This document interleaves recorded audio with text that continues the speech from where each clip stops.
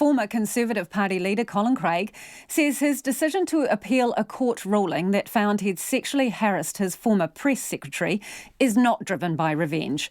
Mr Craig says challenging last month's High Court decision will be done on points of law and what he describes as issues around evidence. Justice Hinton found that Colin Craig and his former employee Rachel MacGregor had both defamed each other, but she also ruled that Craig had sexually harassed Ms MacGregor with letters and messages that had clear sexual content, were inappropriate and were unwelcome. And Mr Craig's sexual conduct had a detrimental effect on his former press secretary and contributed to the serious illness she suffered at the end of her employment. I asked Colin Craig if the focus of his appeal was about trying to overturn the finding of sexual harassment.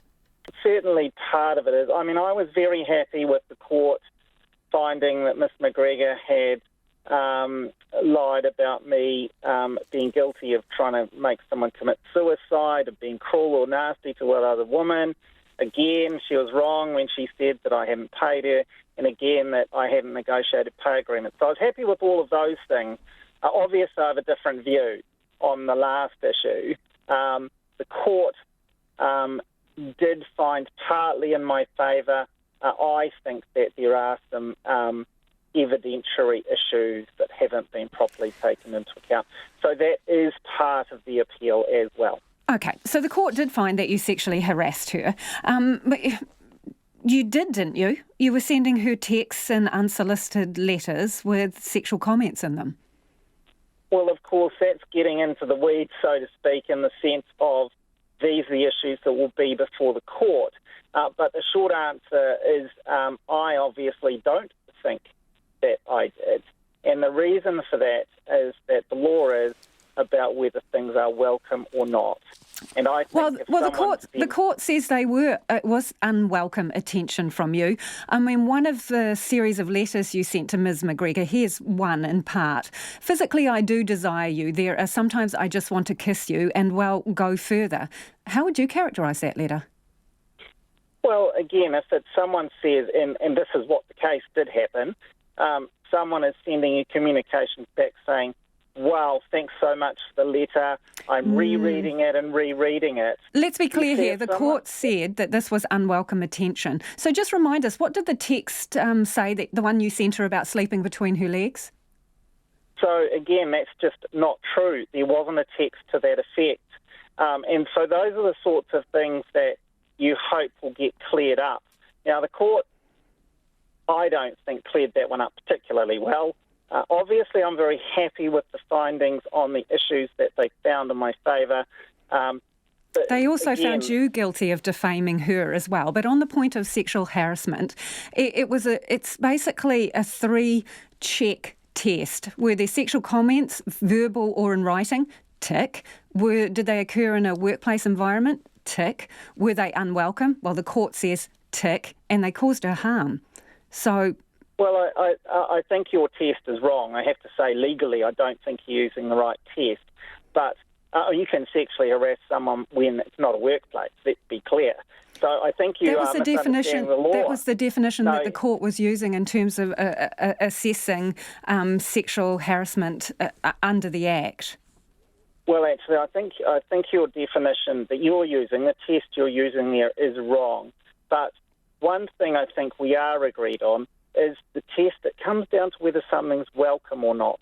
And so as part of the appeal, and remember that we've already said that really most of this appeal is about issues of law, but as part of the appeal, I do think the evidence did show that Ms MacGregor welcomed communications and sent communications which you're not quoting and not reading out, which, to be fair, I think you probably should, which were very effusive and very welcoming. And so the court found otherwise, and that is the whole point. The court says this was unwelcome attention. I'm wondering why you can't let this go. Can you just not let her go? Well, I think, Lisa, that's the wrong question to ask.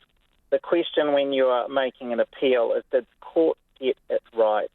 That's the question that an appeal is all about. So I think you're trying to make this into some sort of other issue. But when you're appealing, it's simply about, has a judgment accurately captured the law, and has it actually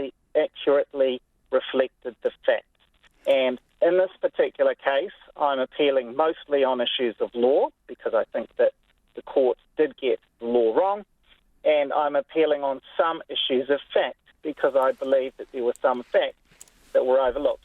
That's all an appeal is. It's simply a process whereby you check what the court has found, what one judge has found is put before a panel of three, and they then look over it and say whether they agree or not. That's the whole process of an appeal. This is not the only ruling that regards you as having sexually harassed Rachel MacGregor, though, is it? Well, it's the only one that I'm appealing right now at this moment. But yes, there is another finding in another case which is also under appeal. Once again, it's before the court, and so I'm reluctant to comment on that either, except to say that it's a very similar situation where most of the appeal really is about issues of law, but notwithstanding that there are some matters of fact that I don't think the court correctly Have you given any consideration what this ongoing court action is doing to Rachel MacGregor? Well, look, I think that's a good question, but it's one that needs to be asked of Ms MacGregor, because it needs to be remembered she is the one who chose to take this to court. And the judge was very clear in that.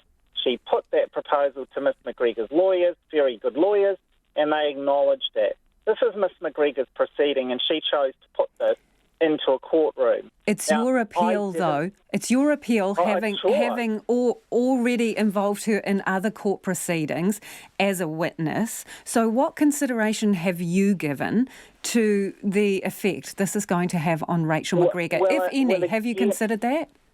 Again, let's just be very clear. I haven't involved her in any court proceeding as a witness.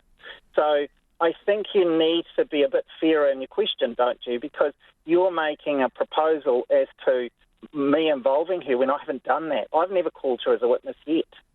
So let's be fair about the question. She has been called as a witness. She's been called in a witness that cases that involve you. And so as a consequence, she's had a number of court appearances. So I acknowledge that, but your question was, why did I keep involving her? So to be fair, the only case where you could even try and say I have involved her is this one. But she was the one who chose to make this court proceeding. I did not want this to go to court. I did not serve the court proceeding. And as the court correctly recorded, this was really her proceeding. And this is your appeal. Court, she had, yes, but when you take a matter to court, as she has chosen to do, you need to be realistic about the process. She's got good lawyers. They would have told her that a lot of court cases aren't just decided on the first hearing. If you win this in court, do you actually think it is going to change the public's view of you in any way? Well, certainly it's very important for me as an individual person that findings about me are correct. And I know it's important for my family. Obviously, these are decisions that are made in close conjunction with my wife, Helen. And so it's important at that level. I don't control the media, and some people in the media like to have a good go at me. That's fine. More important for me is just that there is a correct finding at the end of the day. Do you still care about Rachel MacGregor? Oh, look, I do. And as I said, I really, it was my evidence very clearly in court that I could see no value in this case ever going to court. But she had the right to take it there, and I respect that. Hopefully she respects the right that I've got to go to appeal to get things corrected. And to be clear, the High Court judgment also found that Colin Craig defamed Rachel MacGregor on a number of occasions, including by suggesting that she had made false claims of sexual harassment and she was a liar. Checkpoint asked Rachel MacGregor for an interview. She declined and referred us to her lawyer, Linda Clark, who also declined to speak.